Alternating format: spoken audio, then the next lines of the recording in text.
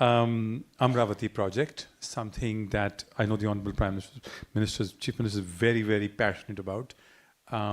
It could be, or should be, India's first ground-up AI capital, full of technology, built on the best plans, sustainable, everything that we can dream of. So if you could tell us a little bit about the vision behind the Amaravati project, also called Amaravati.ai, which is a very interesting subtitle for a capital city. How is it going and what is the vision?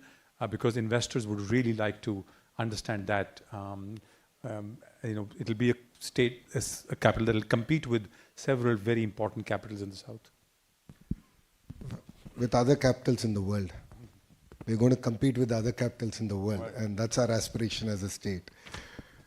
So, as a state, we got bifurcated in the year 2014. So, we are the new state, capitalist state.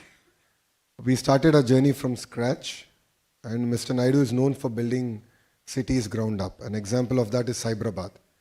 So, Hyderabad was built by the Nizam, Secunderabad by the British, and Hyderabad by Mr. Naidu. He has a great contribution in that. So, he's known for it, and he brought the same vision, but he said, let's do this from scratch, and a completely green field. And the beauty of this project is not just the technology bit, but the human angle, where not even an acre was owned by the government, it was owned by the farmers. So we pooled the land from the farmers, where developed land went back to the farmers. So how do you make farmers part of this growth, the economic growth that we're going to deliver? So and that's very unique in that sense. And we started off with that project. It is going to be India's world-class city. It's going to be all green powered. It's a city that's going to have district cooling system. Like how we have power, water coming and gas coming home, you'll actually have air conditioning coming as service. So we're looking at various efficient models that have been deployed across the world that can enable us to leapfrog as a city. That's one part. The second part comes to the entire knowledge bit. If you look at it, we already have India's premier institutes like SRM, VIT, already having campuses there, and they're creating world-class students, faculty coming out of that area, and more campuses are going to come. So that's where the entire knowledge economy is going to get kickstarted. And saying that, as a government, we are very passionate about real-time governance. We did this in the past between 14 and 19. But now things have changed. Now government can be in your phone. So why should you go to office? And single question is that. So when you push a button, you're able to watch a movie. When you push a button, you're able to get a cab or groceries or lunch or dinner. Why can't government be that responsive? And that's a straight question that I get asked by the Honorable Chief Minister.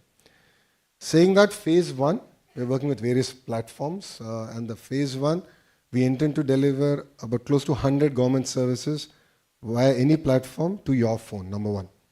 Number two, we want to use AI, and we are in talks, we are actually piloting it. And there are amazing examples of how AI can sort of improve the efficiency of government delivery.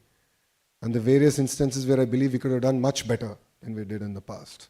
So you'll see in the next 100 days AI being deployed in governance and also helping ministers, bureaucrats take decisions. So we already started this project where we have a digital twin for every minister. And based on the entire social listening, based on the feedback from various sources, it would advise that these are probably the 5 areas you want to pay attention in this week. So we're giving these insights to the ministers, and then we have this entire feedback mechanism. We understand sentiment across various ministries far better today. So 100 days from now, I think I'll be able to present it actually in front of everyone. And then we want to then go down, have a digital twin for every member of Legislative Assembly, so they can understand better what are the pain points, what are the things that we need to now focus on.